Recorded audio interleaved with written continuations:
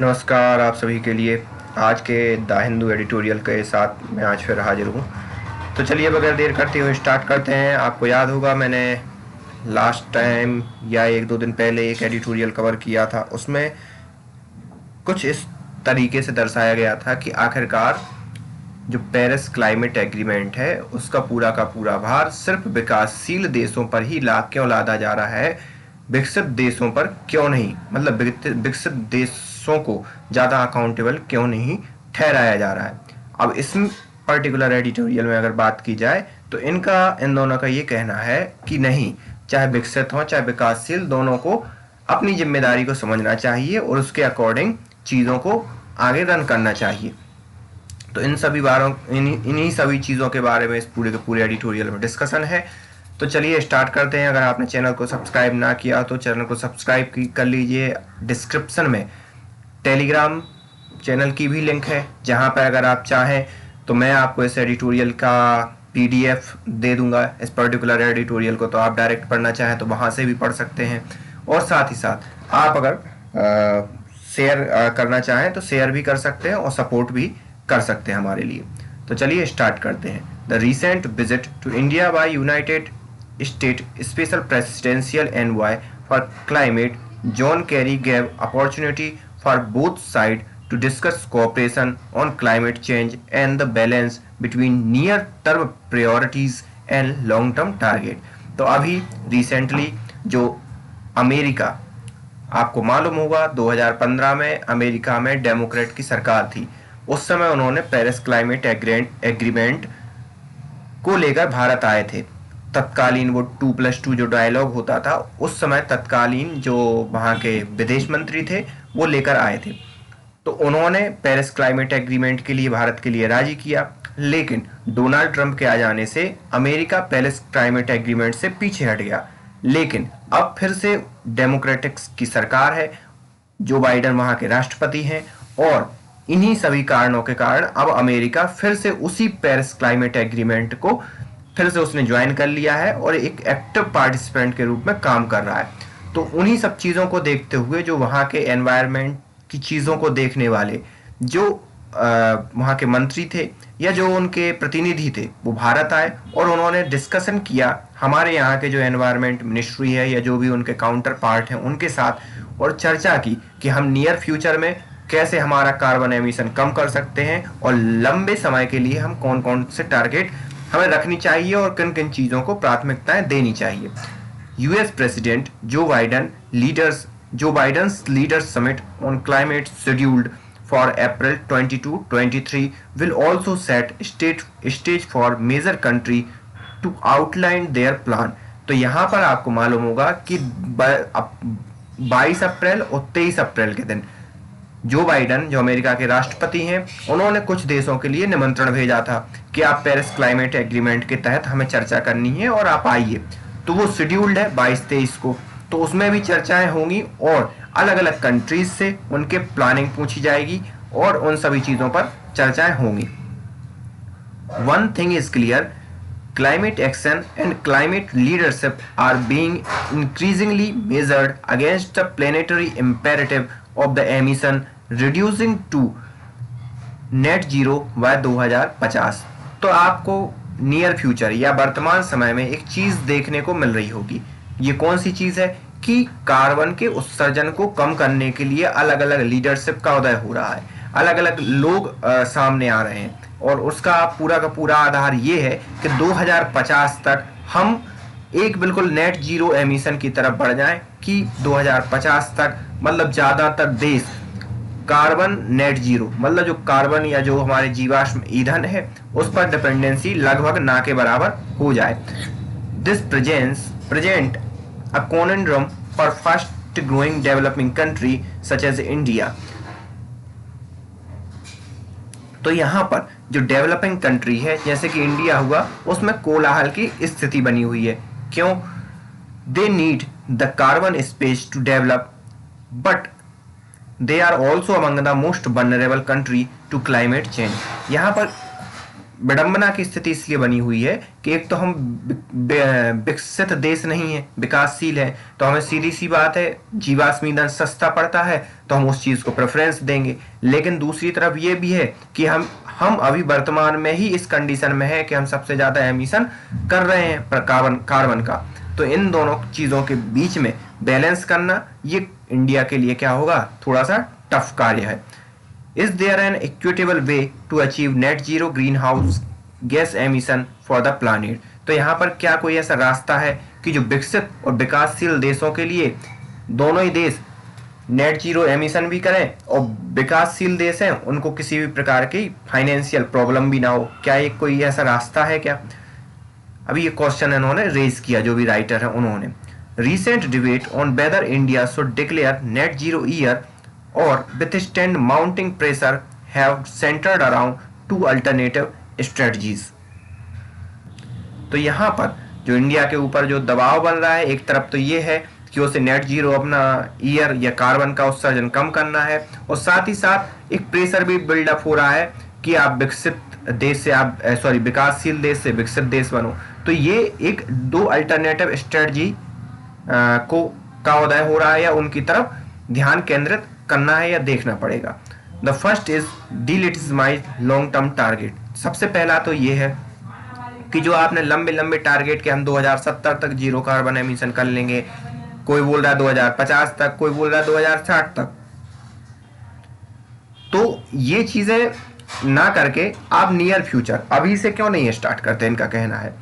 This view propose focusing on measurable near term progress and paint the long term as too meaningful in term of the progress toward the deeply decarbonized world। तो यहाँ पर इनका कहना है कि आप near term में क्यों नहीं करते जिससे प्रोग्रेस हो। क्यों? क्योंकि आप अगर लॉन्ग टर्म में करते हो तो लॉन्ग टर्म में ये आशा करना कि डिकार्बनाइज हो जाएगा वर्ल्ड, वो चीजों को क्या कर देता है, सेटल कर देता है। The alternative approach argues that without long term targets the path to decarbonisation has little certainty. तो यहाँ पर एक अल्टरनेटिव अप्रोच ये भी तर्क देती है कि अगर आपने लॉन्ग टर्म टारगेट नहीं किए तो जो आप डीकार्बनाइजेशन का जो आपकी अप्रोच है वो क्या है, उसके अंदर उतनी मात्रा में निश्चितता नहीं होगी। क्यों? क्योंकि विकासशील देशों के लिए जीवाश्म ईंधनों की आवश्यकता पड़ेगी और वो नियर फ्यूचर में वो चीज कर पाए, ये थोड़ी सी टफ बात है। Fine point, this polarised debate needs some nuances. तो यहाँ पर जो पोलराइज्ड डिबेट मतलब इस तरफ की भी डिबेट और उस तरफ की भी डिबेट जो हो रही है, उसके लिए आवश्यकता है एक छोटे से अंतर की। ठीक है, ध्यान देने वाली बात है। Consider the analogy of retirement plan. तो हम जैसे रिटायरमेंट का प्लान करते हैं, कैसे करते हैं? It is a must for everyone however young. We need to start saving now to meet a goal, financial secure retirement. It would be foolish to not have retirement plan on the ground that it is in distant future this medical science might advance or that we could consider retirement properly when we are richer in middle age। तो यहाँ पर चाहे हम young हों, चाहे हम बिल्कुल छोटी एज में हों, लेकिन हमें रिटायरमेंट का प्लान करना चाहिए। अगर हम नहीं करते हैं तो हम बड़े ही बेवकूफ़ हैं, और हम ये सोच के नहीं करते हैं कि जब हम अमीर हो जाएंगे उस समय हम अपनी सेविंग कर लेंगे, और हो सकता है मेडिकल साइंस ही इतनी डेवलप हो जाए कि हमें जो रिटायरमेंट के प्लान हैं उनमें बड़ी मदद कर दे। तो ये सोचना एक मूर्खता है। To only focus on smaller saving in our youth would ignore the compounding effect that actions today have the long run. तो यहाँ पर ये है कि अगर हम छोटे छोटे स्मॉल सेविंग करते हैं तो ये कंपाउंडिंग इफेक्ट है, हम उसको क्या कर सकते हैं, रिड्यूस कर सकते हैं। बिल्कुल सेम थिंग ये क्या कर रहे हैं, हमारे कार्बन एमिशन की तरफ जोड़ रहे हैं। Planning for the emission mitigation is similar, short and long term can not be dealing. तो इनका कहने का मतलब ये है कि जो शॉर्ट टर्म के गोल हैं और जो लॉन्ग टर्म के गोल हैं, इन दोनों को आप क्या डीलिंक नहीं कर सकते। Ambitious renewable energy target, improvement in energy efficiency and fast penetration of electric vehicle are among India's critical low carbon objective in the next decade। तो यहाँ पर जैसे हम प्रयास कर रहे हैं कि हम रिन्यूएबल एनर्जी को बढ़ावा दें और जो हम नई नई टेक्नोलॉजी इम्प्रूवमेंट कर रहे हैं कि जिससे हमारा एनर्जी कंजर्वेशन हो पाए, और साथ ही साथ इलेक्ट्रिक व्हीकल्स पर ज़्यादा जोर दे रहे हैं। तो ये हमारे कुछ प्रमुख ऑब्जेक्टिव्स हैं जो हमें मदद करेंगे अगले 10 सालों में, जो लो कार्बन में हमारी मदद करेंगे। Yet, rapid advance in these do not substitute for need to set clear direction of travel with aim to reduce emission to net zero। इन सब के होने के बाद भी अभी हमें एक क्लियर डायरेक्शन नहीं है। तो ये इन सब होने के बाद भी हमारे पास अभी एक क्लियर डायरेक्शन नहीं है कि हम कार्बन नेट जीरो की तरफ बढ़ रहे हैं या बढ़ पाएंगे। Avoiding this choice make India look like a climate laggard when its action actually speak louder than the word of many developed countries। तो यहाँ पर अगर इन सब चीज़ों को भी अगर इंडिया अलग कर देता है तो एक प्रकार से आलसी टाइप की उसकी स्थिति होगी, और जो उसकी एक्शंस हैं, जो वर्तमान में उसकी एक्शंस जो दर्शा रही हैं, और जबकि डेवलप्ड कंट्री से बातें कर रही हैं, इंडिया अपने एक्शंस से लोगों को दिखा भी रहा है, तो उस कंडीशन में इंडिया और आलसी टाइप का दिखाई देगा पूरे के पूरे वर्ल्ड में। अब India needs to replan. India should instead refrain the net zero debate from perspective of the planet and for the prosperity of people need। तो यहाँ पर इंडिया के लिए फिर से जो ऑब्जेक्टिव्स हैं या जो प्लानिंग है उनको फिर से रीफ्रेम करना चाहिए। तो इंडिया के लिए खुद की प्रॉस्पेरिटी, खुद की समृद्धि को देखते हुए और साथ ही साथ प्लानेट को की समृद्धि को, उसकी प्रॉस्पेरिटी को भी देखते हुए अपने प्लान को रीफ्रेम करना चाहिए। India had ensured that climate justice was inserted in the preamble of Paris agreement. तो जो पेरिस एग्रीमेंट का जो प्रस्तावना है या प्रीएम्बल है उसमें क्या होना चाहिए, क्लाइमेट जस्टिस को इंसर्टेड करवाना चाहिए और उसकी जिम्मेदारी लेनी चाहिए कि क्लाइमेट जस्टिस को उसमें एनरोल या उसमें लिखा जाए। As the climate crisis unfold, climate justice should imply that humanity respect the planetary boundaries of permissible greenhouse gases, but also ensure the countries assume equitable responsibility based on their past and future emission। तो यहाँ पर जैसे ही क्या हो रहा है, climate crisis unfold मतलब बढ़ रही है, तो साथ ही साथ हमें क्लाइमेट जस्टिस की तरफ भी ध्यान देना चाहिए और जो लोग हैं उनको रिस्पेक्ट करनी चाहिए कि हम कितनी मात्रा में ग्रीन हाउस गैसेस उत्सर्जित कर सकते हैं, कितनी मात्रा में कार्बन उत्सर्जित कर सकते हैं, और साथ ही साथ इस बात का भी ध्यान रखना चाहिए कि हिस्ट्री में हमने क्या किया और फ्यूचर में हमें क्या करना है। इन दोनों पर्सपेक्टिव को हमें ध्यान में रखते हुए चीज़ों को आगे बढ़ानी चाहिए। This approach would be different from merely blaming developed countries of historical emission and instead would establish the criteria by which economic advancement and climate responsibility could go to hand in hand। और ये वाली जो approach है वो उस approach से अलग है कि भाई आप ब्लेम करो एक डेवलप्ड कंट्रीज के लिए कि आपने पास्ट में जो किया उसके कारण आप डेवलप हो गए और आप हमसे ये वाली बात कर रहे हो।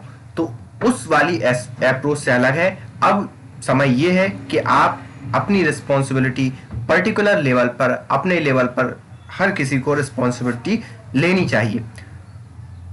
B proposed a formulation that combine per capita income and aggregate emission. तो इन्होंने एक प्रपोज किया है एक फॉर्मूला टाइप का कि जो कंबाइन किया है पर कैपिटा इनकम को और साथ ही साथ जो एमिशन हो रहा है उसको। The world bank classify high income economy as one which gross national per capita income of $12,536 or more in 2019 price. तो यहाँ पर जो वर्ल्ड बैंक है उसने क्लासिफाई किया है हाई इनकम इकोनॉमी, जो भी मतलब $12,000 से इतने कमाती है 2019 की प्राइस सेगमेंट के तो देखा जाए तो any high income country should not get more than 50 to 20 years to achieve net zero emission from 2020 onward। तो यहाँ पर तो जो भी हाई इनकम कंट्रीज हैं जो मतलब $12,536 के अराउंड कमा रही हैं उनके लिए लगभग 15 से 20 साल लगने चाहिए कि वो 2020 से कम जब कंपैरिजन करें, मतलब 2035 से 40 के बीच में, कि वो अपना जो कार्बन एमिशन है वो नेट जीरो की तरफ फुलफिल कर लें। This would imply that European Union और United State reach net zero no later than 2035 and 40 rather than 2050 as they currently proposed। तो जैसा कि उन्होंने अभी करंटली अमेरिका ने प्रपोज्ड किया है कि 2050 तक वो जीरो कार्बन एमिशन करेंगे, तो इतने लंबे जाने की आवश्यकता नहीं है। आप उससे 10 साल पहले भी, मतलब 35 से 40 के बीच में कर सकते हो। China will enter this income category after 2025, so it should achieve net zero by 2045 rather than 260 as it's proposed। और चाइना ने जैसे अपना प्रपोज किया है कि 2060 तक वो नेट जीरो एमिशन अचीव कर लेगा, तो उसे भी इतना आगे जाने की आवश्यकता नहीं है। जैसा कि अभी अनुमान है कि 2025 तक चाइना की जो हाई मतलब पर कैपिटा इनकम है वो 12,000 तक पहुंच जाएगी, तो उसे भी लगभग 2045 तक इस चीज को फुलफिल कर देना चाहिए net carbon net zero emission के लिए। फिर बात आती है इंडिया की। India is expected to become a high income economy around 2050 and it should target net zero close to the 2070। तो यहाँ पर 2070 तक मतलब उस चीज को फुलफिल कर लेना चाहिए। As a recent Council on Energy, Environment and Water report shows today's high-income countries would still have much longer transition period between peaking emission and net zero than India would get। तो यहाँ पर तो इस report में ये मतलब बताया गया कि जो विकसित राष्ट्र हैं उनका जो peak emission to net zero emission का जो पीरियड है वो ज़्यादा होगा कंपैरेटिवली इंडिया के। Issue of the aggregate emission, however, per capita income cannot be excuse for inaction in correcting emission intensive development pathway। यहाँ पर अब जैसे पर कैपिटा इनकम के आधार पर हमने चलो निर्धारित तो कर दिया, लेकिन इसका ये मतलब नहीं कि आपकी अगर पर कैपिटा इनकम कम है तो आप बिल्कुल इनएक्टिव ही हो जाओ इन सब चीज़ों को आगे फुलफिल करने के लिए। एग्रीगेट एमिशन ऑल्सो मैटर, जो एग्रीगेट एमिशन है वो भी मैटर करता है। The historical and future aggregate emission of each country not yet in high income category should aim to progressively smaller than those who have achieved high income status। This approach acknowledges the potential to tap into technological advance and cost reduction and reinforce the need to give long-term net zero signal। तो यहाँ पर एक जो aggregate emission है उस चीज़ को भी ध्यान रखा जाना चाहिए। उसमें ये जरूरी नहीं है कि केवल हायर इनकम कंट्रीज वाले ही उन चीज़ों को फुलफिल करें। अगर कोई कंट्री ऐसी है कि उसने टेक्नोलॉजिकल एडवांसमेंट कर लिया है और वह कंट्री इस चीज़ में सक्षम है कि वो कार्बन नेट जीरो एमिशन के कुछ लक्ष्यों को पूरा अभी भी कर सकती है, तो उसे आगे करना चाहिए।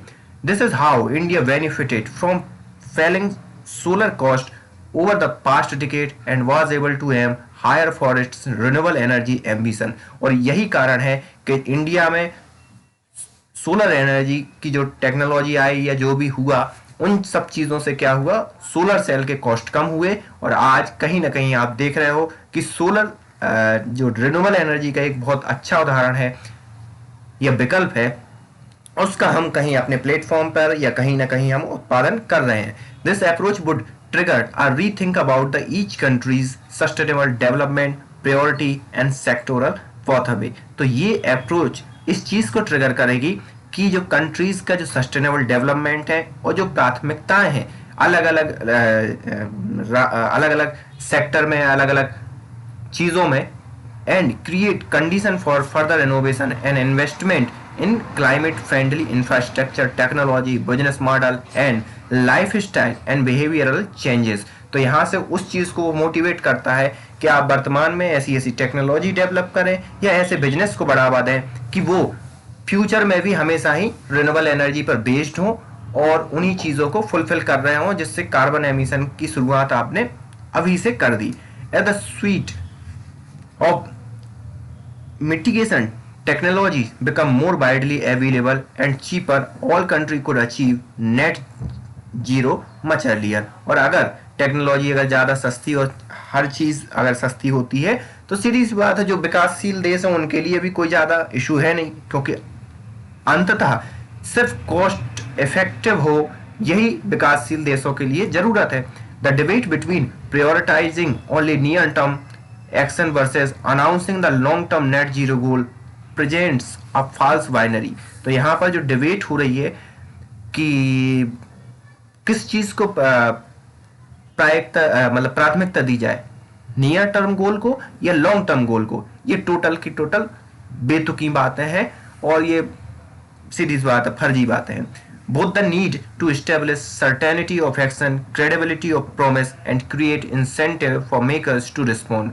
तो यहाँ पर सीधी सी बात है, चाहे लॉन्ग टर्म के गोल हों चाहे नियर टर्म के गोल हो, दोनों को बराबर प्राथमिकता दें और इंसेंटिवाइज करें कंपनीज को, लोगों को, मतलब पैसा दें, मार्केट को इंसेंटिवाइज करें कि जिससे वो इस दिशा में रिस्पॉन्ड करे। The real debate should be about climate justice for people and planet. और रियल डिबेट ये होनी चाहिए कि क्लाइमेट जस्टिस पीपल और प्लानेट के लिए निर्धारण हो और इसी चीज़ की डिबेट होनी चाहिए, ना कि इस चीज़ की डिबेट होनी चाहिए कि लॉन्ग टर्म के गोल क्या है और शॉर्ट टर्म के गोल क्या है, विकासशील देशों को करना चाहिए या विकसित देशों को क्या करना चाहिए। ये सभी डिबेट नहीं होनी चाहिए। India would do well to propose alternative formulation that establish equity, differentiate pace of desired action and yet to be progress in its ambition। तो यहाँ पर इंडिया ये करेगा, बहुत अच्छे तरीके से करेगा कि वो जो अल्टरनेटिव एक्शंस हैं कि दोनों विकसित और विकासशील देशों के बीच मध्यस्थता और समानता, इन दोनों को निर्धारित किया करे।